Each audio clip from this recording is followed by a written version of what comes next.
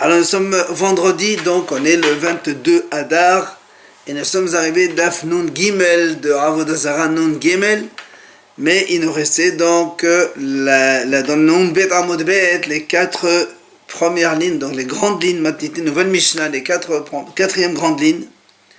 Matnitin, Mishnah enseigne Aved Kohavim Mevatel Avodat Kohavim Shelo Veshel Havero.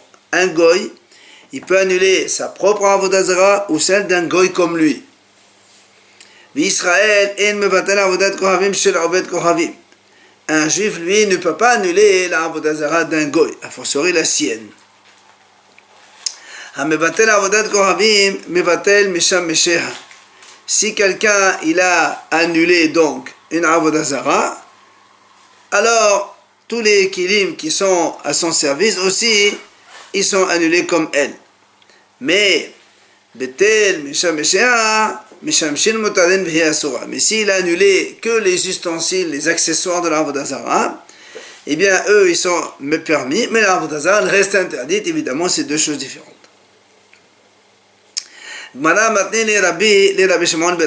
Rabbi, il a enseigné à son fils Rabbi Shimon. Il lui a dit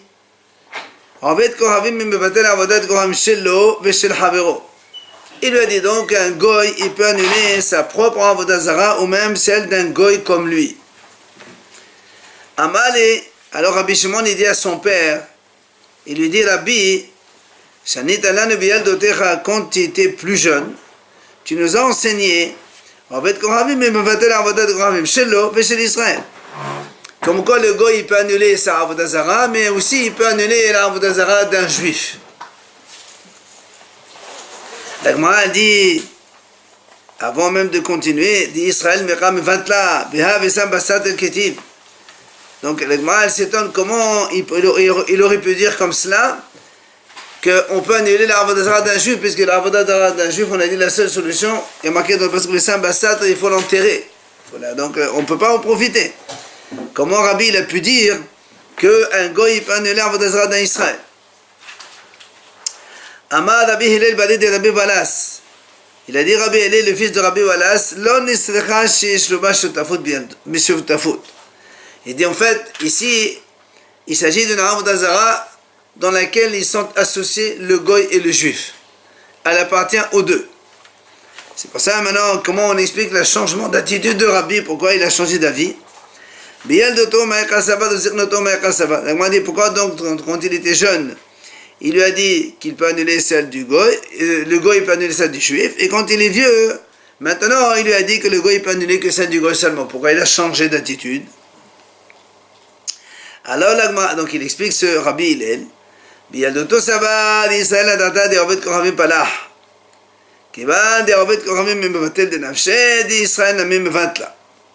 Il dit quand il était jeune, Rabbi pensait que quand Israël et les goy sont associés dans une Avodah Zarah, ça veut dire, le juif, en fait, il fait plaisir au goy de lui faire sa Avodah Zarah. Il fait la même chose que lui, mais bon, lui, il n'y pense pas vraiment.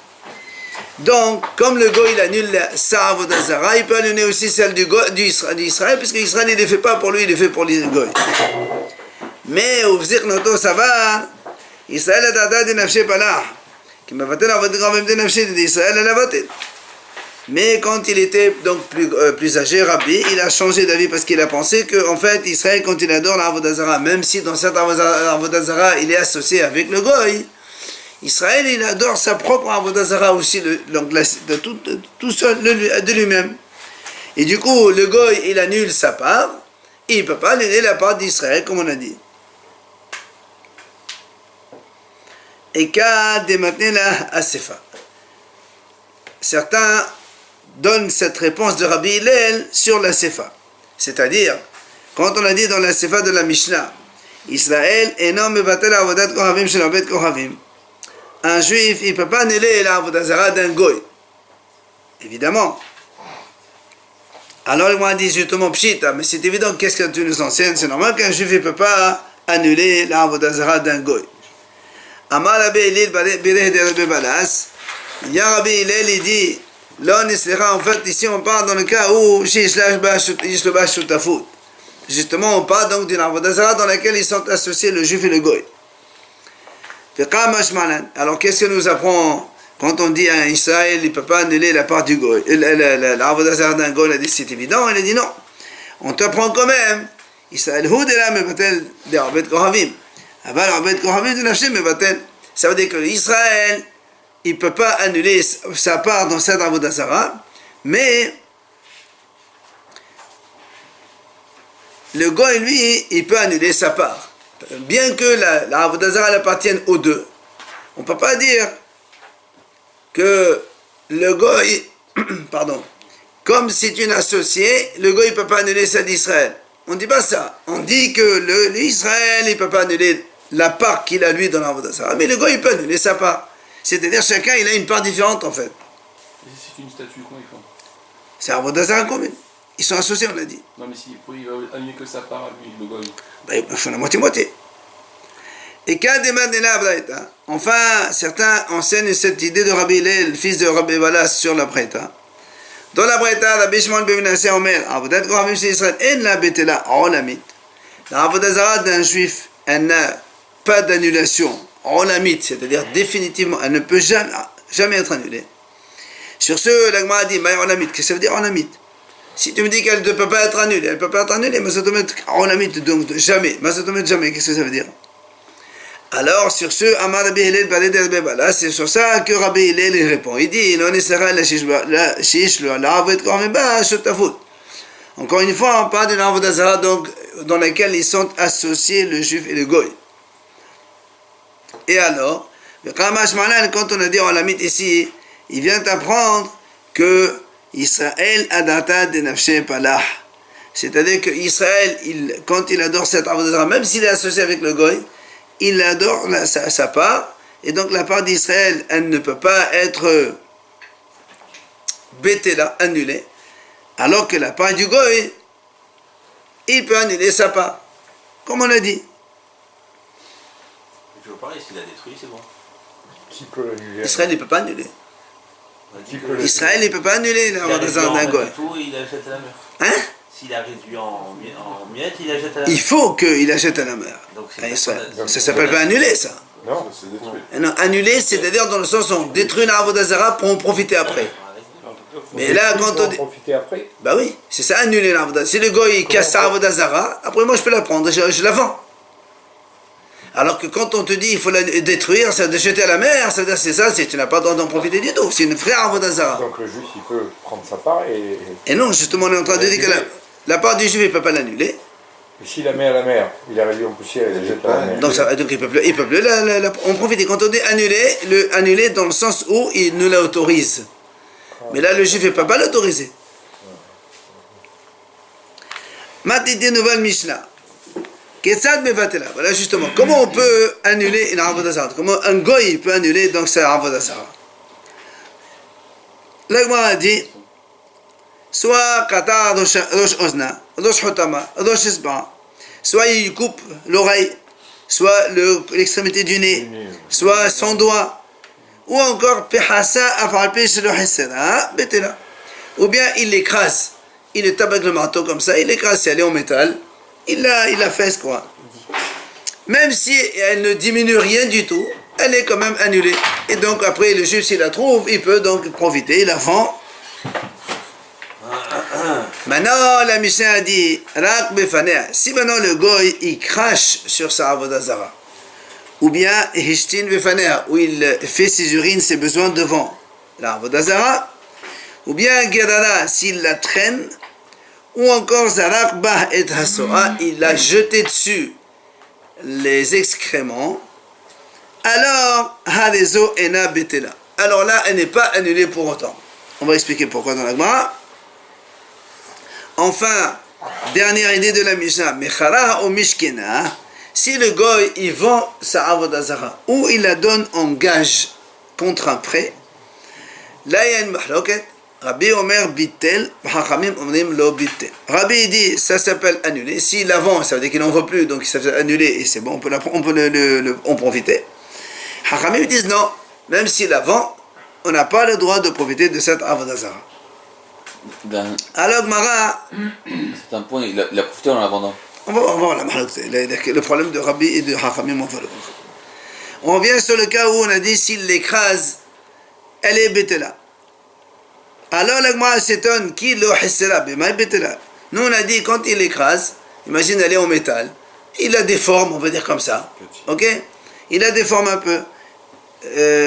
On a dit, même si elle n'a rien, elle ne manque, enfin, il lui a rien enlevé, juste il l'a déformé, c'est bétela. La Gemara dit, mais si elle n'a pas, on n'a pas enlevé un petit bout, comment elle est annulée? Amar Rabbi Zera Rabbi Zera a dit non, en fait il a écrasé la face complètement, donc il a complètement déformé la figure, donc c'est pour ça qu'elle n'est plus reconnaissable et donc elle est annulée. On a dit que s'il a craché dessus ou il a uriné devant, elle n'est pas annulée. La Gemara a dit mais pourquoi tu dis ça? Qu'est-ce que tu veux encore? Amar Hizkiya, et bien Hizkiya répond, il dit oui effectivement, c'est pas annulé pour autant. Pourquoi? De Amar Kara, le passage qui dit comme ça. Quand le goy, il a faim, ça veut dire il est en mauvaise posture. Il va s'énerver contre son Dieu, donc son Avodah Zara.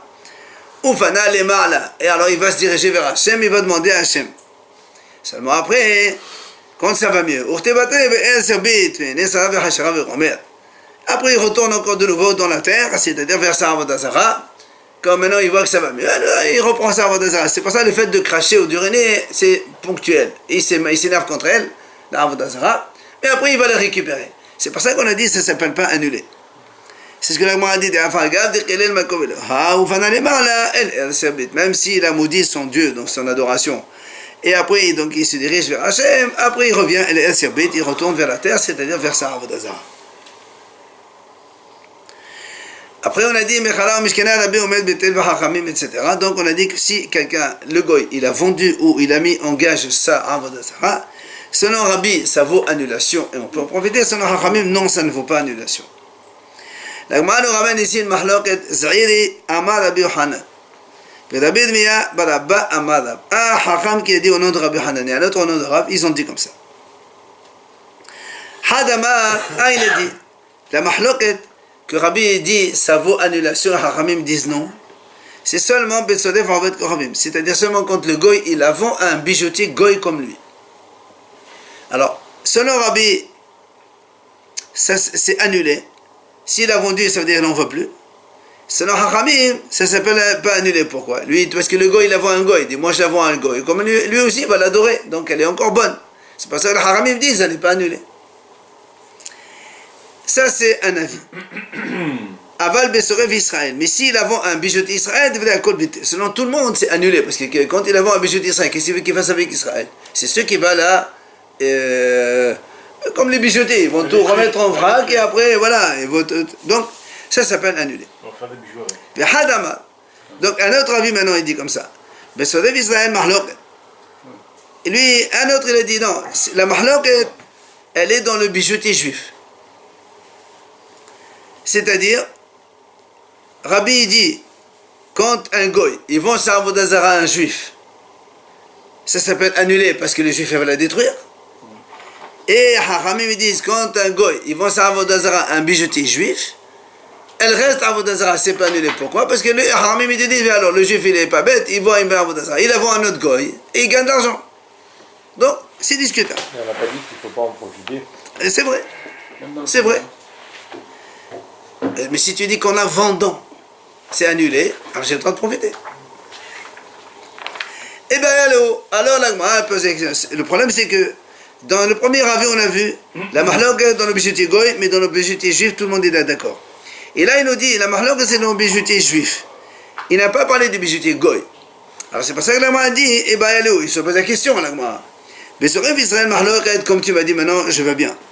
Tu as dit que la mahlok entre Rabbi et la Hachamim, c'est un bijoutier. Quand on vend, le goy, il vend la Avodah Zara, un bijoutier juif. Mais,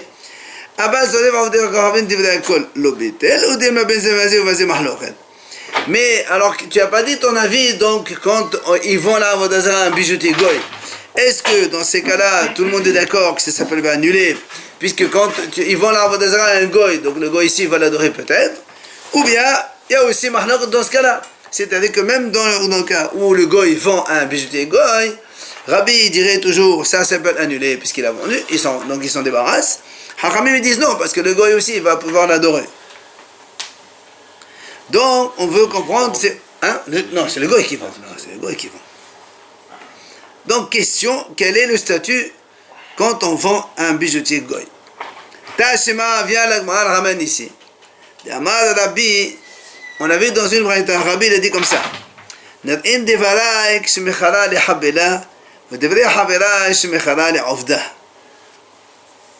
Rabbi dit comme ça. Il semblerait que moi j'ai raison. Comme quoi ça s'appelle annuler. Quand il a vendu pour la casser. Et les Hachamim auraient raison quand il a vendu pour l'adorer. C'est-à-dire ils vont pour l'adorer. Le goy, ils vont sa vodazara pour l'adorer. Alors c'est sûr que c'est pas annulé comme les Hachamim. Mais si le goy la vend pour être brisé, alors c'est moi qui ai raison que c'est annulé. Bien l'agma dit, qu'est-ce que ça veut dire alors, briser et l'adorer? Et les habela mamash, les avda mamash, ma'atama demande amal bitel, ma'atama demande amal bitel. L'agma dit, je comprends pas. Si tu dis que quelqu'un, il a vendu pour la briser, pour la casser, ben, tout le monde serait d'accord que c'est bateau. Il n'y a pas de mahloket. Et si tu me dis qu'il a vendu pour être adoré par quelqu'un d'autre, c'est normal que c'est assourd, parce que si elle va être encore adorée, elle n'est pas annulée, c'est normal que c'est assourd, il n'y a pas de marloc ici, c'est quoi cette histoire?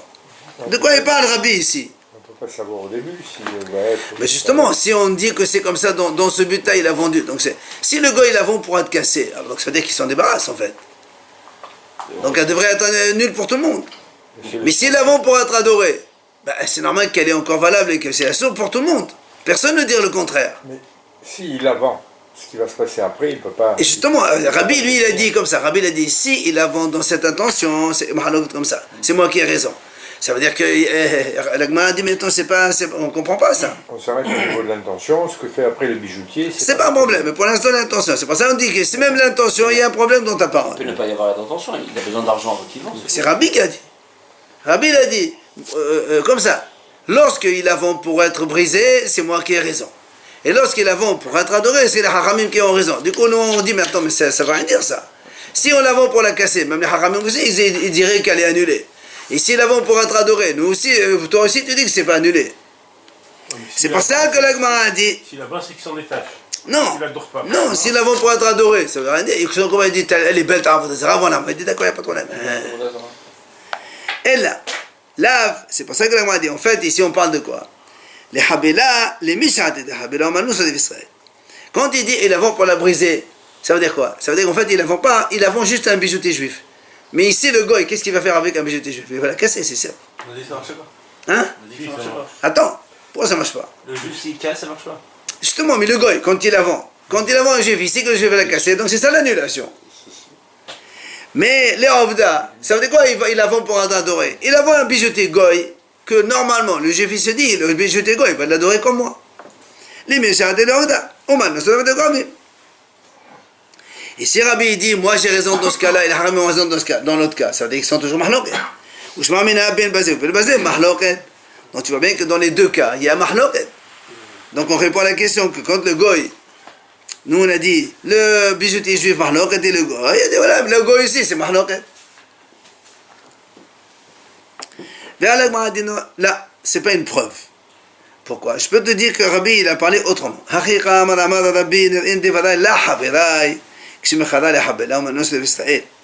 Il dit comme ça. Rabbi en fait il dit comme ça. Mes paroles quand moi j'ai dit que le goy il vend, c'est annulé. C'est-à-dire quand il a vendu un bijoutier juif, comme on a dit nous, parce que quand on a vendu un bijoutier juif, c'est certain que le goy il sait que le juif va la détruire. Et Rabbi continue. Que parce que les Hachamim, eux, n'ont été donc contre mon avis, que seulement quand on a vendu un goy, un bijoutier goy. Là, les Hachamim, ils sont mahloket. Mais avec un bijoutier goy, juif, avant les Habela, Modoli, ils sont d'accord avec moi, les Hachamim. Donc, tu vois bien que il n'y a pas mahloket dans les deux cas. Seulement dans le cas du goy. Mais si on la vend à un juif, tout le monde est d'accord qu'elle est bétéla. Il devrait spécifier un professionnel. On parle de bijoutier, absolument. Du grand. Mais TV, l'Agma avait objecté. Halokeach Golutaot min Avdei Kochavim. Un juif qui achète de l'argent en vrac. Des bris d'argent comme ça, cassés quoi. Un ensemble, comme ça, un truc. Il a trouvé là-bas une avodah zara. Par exemple, il a acheté 1 kilo d'argent, ou 2 kilos, 3 kilos. Il trouve une statue là-bas. Alors, la Braïta dit comme ça. Si le juif, il a déjà pris le sachet, donc il a tiré, il a fait donc acquisition. Mais il n'a pas encore payé l'argent. Alors, dans ces cas-là, il y a hazir. Il lui rend au goy. Comme il n'a pas encore payé, ce n'est pas une acquisition définitive. Et donc, parce que lui, dans son intention, il ne veut pas acquérir la avodah zara. Donc, il lui rend tout. Le goy, il enlève la avodah zara. Et après, il rachète s'il a envie. Mais, mais s'il a déjà donné l'argent, et il a déjà retiré le sac, donc l'acquisition elle est définitive malgré lui, et là, dans ces cas-là, il ne peut plus rendre la marchandise au goy comme il a payé. S'il la rend, c'est comme si il va la vendre de nouveau. Or, c'est la sorte de profiter, mais il y a une avodah zara dedans. Il n'a pas le choix. Il prend la avodah zara, il la jette à la mer morte. Comme ça, personne ne peut en profiter. Alors, là, hein? Et l'argent, les argents, il n'y a pas de... Quand tu dis l'argent et la avodah zara, les deux, il y a les deux. L'argent, le reste, il le garde, c'est pas un problème. L'argent, il le garde, il reste que la avodah zara, il la jette, et la matière argent, il la garde, pour travailler avec. Viens là,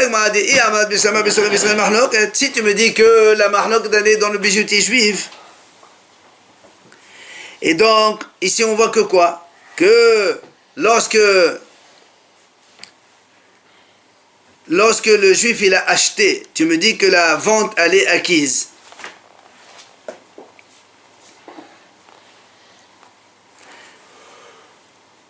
Quand on a dit, si le juif il achète chez le goy, on a dit comme ça, il a déjà payé, il doit jeter à la mer. S'il jette à la mer, ça veut dire que le goy, quand il a vendu, il n'a pas annulé.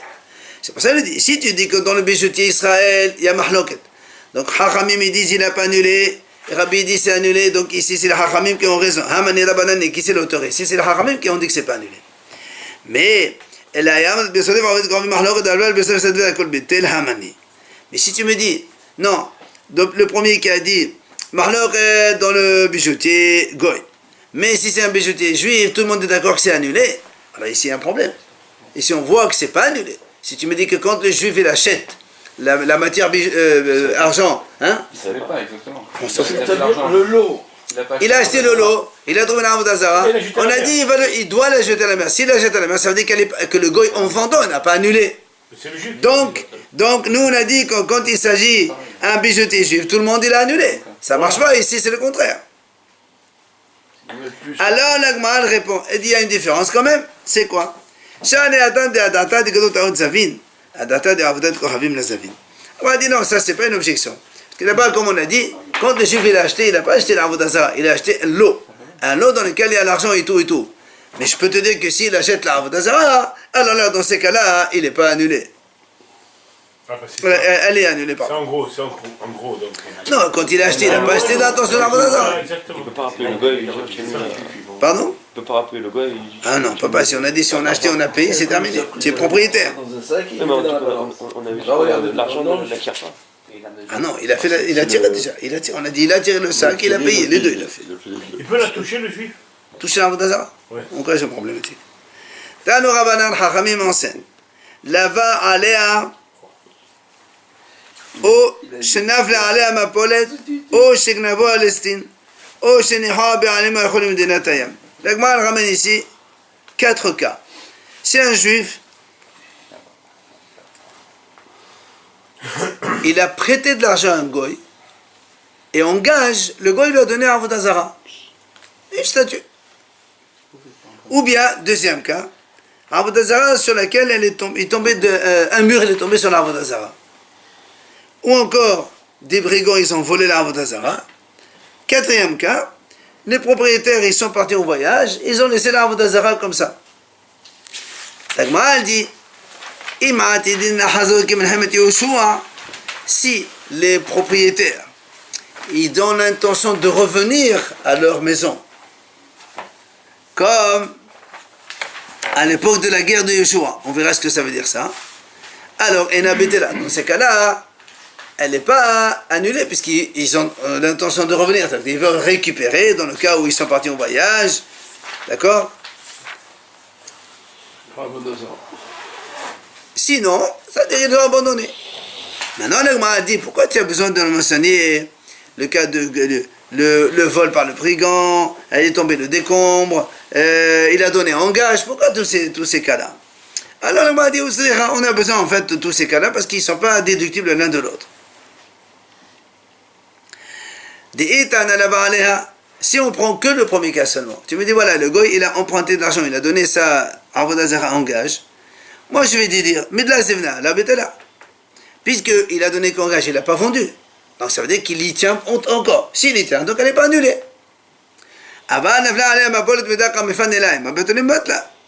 Mais quand il est tombé des décombres dessus, et que le gars il ne veut pas déblayer, ça veut dire qu'il s'en fout. Alors donc il est annulé. C'est pour ça qu'on te dit non. Slicha, même ça non. Ça veut dire que le fait qu'il y ait des décombres dessus, elle n'est pas bétela, elle n'est pas annulée. Quand est-ce qu'ils sont tombés des décombres? Hein? Quand est-ce qu'ils sont tombés des décombres? C'est un exemple. C'était quand est-ce? Qu'importe. Quand ils étaient dans la Non, lui il est à la maison, elle est tombée à mur, il a laissé là-bas et il ne débarrasse pas. Tant qu'il a même. C'est pas parce qu'il n'a pas déblayé que ça veut dire qu'il a annulé. C'est comme c'est chez le juif ou chez le goy? Non, c'est chez le gars tout ça. Maintenant, ici on te enseigne le cas que les décombres sont tombés, on te dit voilà, tu sais, puisque les décombres sont tombés, elle est encore là et donc elle n'est pas annulée. J'aurais dit, parce que j'aurais dit, c'est normal qu'il ne s'est pas annulé, parce que le gars il dit, quel est ton problème? Elle est là, le jour où j'en ai besoin, j'en ai, mais ça sort, personne ne va me la prendre. Donc ça ne s'appelle pas annulé. Mais si, quand le cas où les goïms l'ont volé, puisque lui il fait aucun effort pour aller récupérer, chercher les voleurs, j'aurais dit, tiens, il a abandonné, donc elle est annulée la Avodah Zara. On te dit, non monsieur, même ça, c'est pas annulé. Maintenant, ici on t'enseigne le cas des voleurs qui l'ont volé. Et on te dit, ça c'est annulé. Pardon, c'est pas annulé. Parce que Mishum dit ça va, parce que le gars il dit, pourquoi il s'est pas annulé la Avodah Zara? Les voleurs, ils l'ont volé. Alors le gars il dit comme ça. Deux choses l'une. Et en fait, quand on vient si c'est le voleur, c'est un goy, alors Meflar Palar, il va l'adorer comme moi. Et si c'est maintenant un juif qui l'a volé, comme ça vaut de l'argent, le juif, qu'est-ce qu'il va faire? Il va le vendre à un goy. Comme ça, le goy l'adore, il va gagner beaucoup d'argent. Donc, dans tous les cas, le goy, il ne désespère pas de l'Avodah Zara. C'est pour ça qu'elle n'est pas annulée quand donc les voleurs, ils l'ont volé.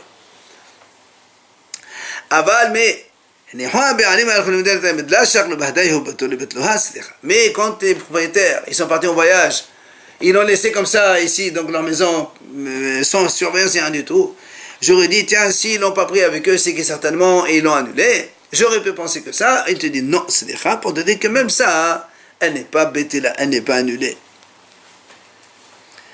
Viens là, nous expliquer cette expression qu'on a dit. On a dit que si les propriétaires sont partis, et s'ils ont l'intention de revenir comme pendant la guerre de Yeshua, elle n'est pas annulée, la Avodah Zara. La Gemara dit de quoi tu parles ici?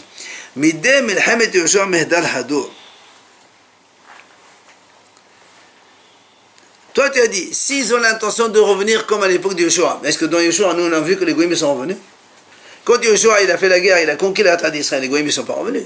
C'est quoi cette phrase? S'ils vont revenir comme à l'époque de Yeshua, ils ne sont pas revenus, les Goïms à Yeshua.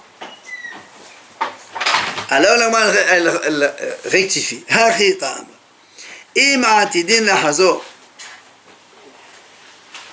Si les propriétaires ils ont l'intention de revenir, alors évidemment la Avodah Zara reste valable, donc elle n'est pas annulée. Pourquoi? Parce que elle est considérée comme la guerre de Yeshua. Ça veut dire quoi? Que quand Yeshua il a fait la guerre, il a conquis la terre d'Israël, il a renvoyé tous les goïms de là-bas, tous les goïms. Les goïms, ils avaient tous l'intention de revenir. Ils ne vont pas se laisser faire. Mais bon, finalement, ils ne sont pas revenus parce qu'ils ne peuvent pas. Mais c'est la même chose ici. Quand ils sont partis et qu'ils ont et eux, ils ont l'intention de revenir dans leur maison, du coup, la Avodah Zara n'est pas annulée. Viens l'agma a dit, mais je comprends pas, mais quel rapport avec, pourquoi tu as besoin de lier ça avec Yoshua? Tu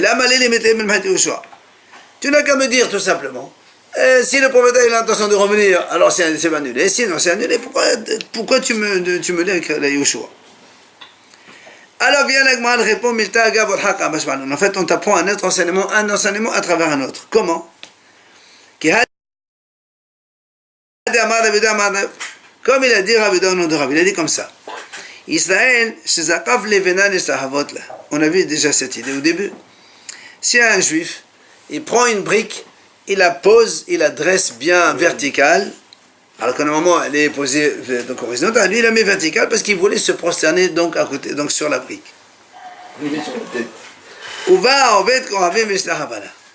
Et le juif n'a pas eu encore le temps de le faire. Il est venu un goy, il s'est prosterné devant cette brique qui appartient aux juifs. D'accord? Asara. Rabbi Yehuda, au nom de Rabbi, dit c'est assour. La brique elle devient interdite comme une avodah zara. Ah, l'agma dit minallah. Dit Asara. D'où tu apprends qu'il a Asara? Pourtant, la brique, elle appartient aux juifs, elle appartient pas au goy. Comment le goy, il peut adorer un bien qui appartient à un juif? C'est pas possible. On ne peut pas interdire une chose qui ne m'appartient pas. Amar Rabbi Elazar. C'est pour ça que Rabbi Elazar a dit c'est pour ça qu'on a dit c'est comme le début de la terre d'Israël. Qu'est-ce qu'on a dit là-bas? La Torah dit quand on va rentrer en terre d'Israël, il faut brûler toutes les avodot zarot par le feu. Donc tout ce qui est des arbres là-bas. Alors l'Agma a dit je ne comprends pas. La terre d'Israël, elle est donc, depuis Abraham, Isaac et Jacob, Hachem l'a promise en héritage au Bnei Israël. Donc c'est notre propriété. Alors, même si les goyim après ils sont allés là-bas, ils ont adoré tous les arbres qui sont là-bas. Ils ne peuvent pas interdire des arbres qui nous appartiennent à nous.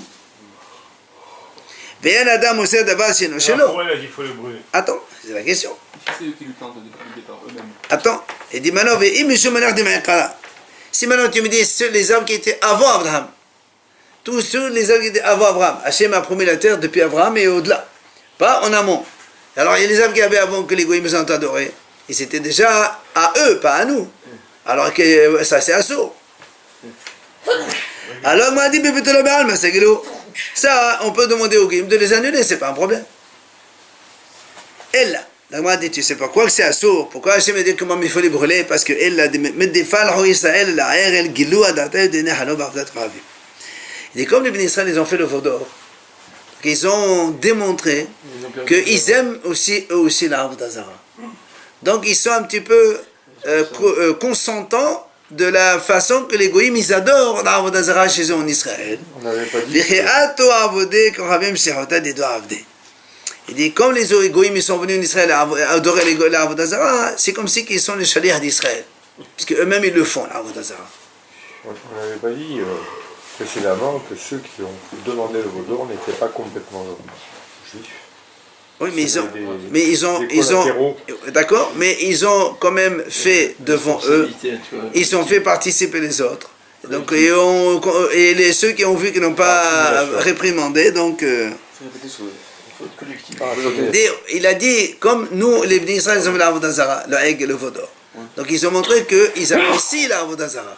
Alors quand le goy fait l'arbre d'Azara en Israël, c'est comme si ils sont les chaliers de Bnei Israël, c'est la même chose. Donc ils ont un sentiment d'Avodazara. Donc ils sont aussi conscients de ça, ils sont consentants. Alors il dit, la Hanami, là aussi, quand dans notre cas où Israël, il a soulevé la brique, il a posé. S'il a fait ça pour se prosterner devant l'arbre d'Azara, c'est qu'il aime l'arbre d'Azara. Et donc, et quand le goïm vient, il adore, c'est comme si qu'en fait il est le chalier du juif, c'est pour ça que c'est assourd quand même. Quand le juif, quand il a posé la brique, c'était pour se prosterner dessus. D'accord. Alors là, m'a dit, mais attends, mais dis-moi, qui t'a dit que tu m'as dit le Bnei Israël, ils ont le veau d'or. Peut-être que le Bnei Israël, ils adorent qu'une seule arbre d'Azara, qui est le veau d'or, mais pas les arbres. Pourquoi tu dis qu'ils sont chaliers? Alors, il m'a dit non. Ils ont parlé au pluriel. Voici tes dieux, Israël. Donc il n'y avait pas que le veau d'or. Enfin, toutes les adorations elles sont incluses. Milamed, chez vous les Elohot Harbe. La Gemara a dit, donc de là on apprend que les Bnei Israël ils ont adoré beaucoup d'Avodah Zarah, donc tout est inclus, et c'est assour quand même.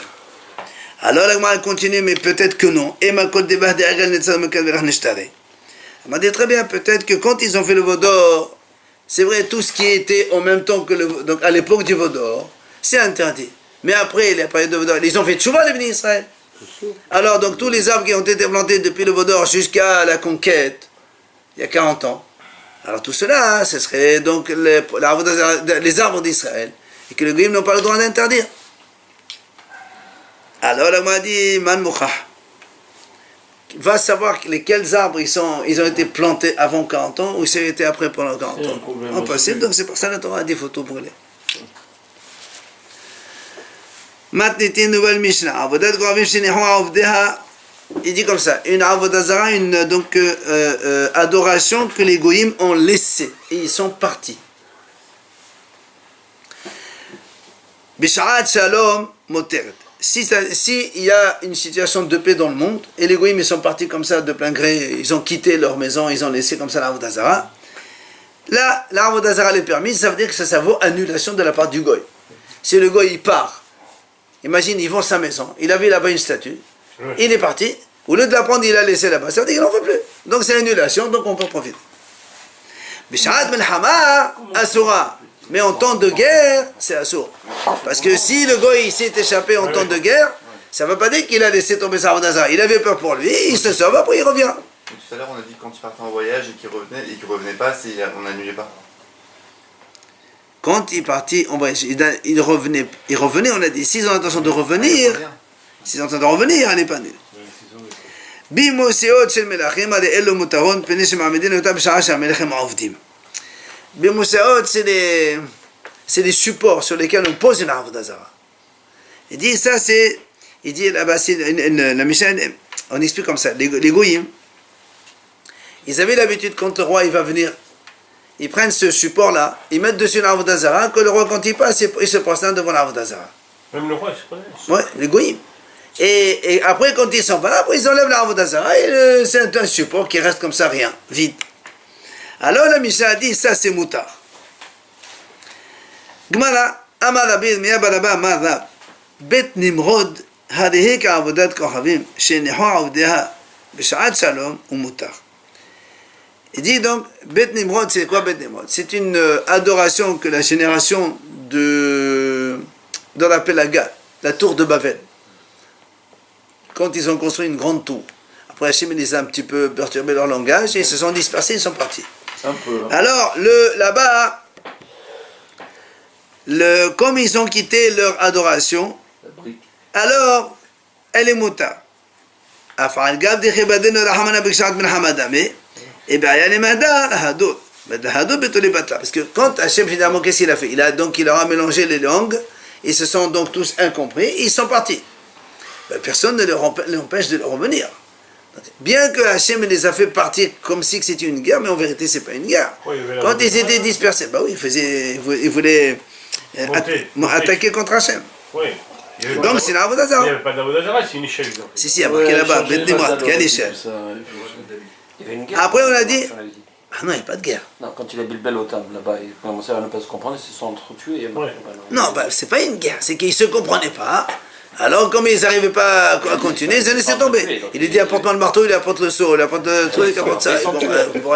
Oui, mais c'est pas une guerre, c'est incompréhension entre les deux. Ils sont disputés, ils sont disputés. Après, on a dit dans la Mishnah, on a dit dans les supports d'Avodah Zarah, c'est moutar.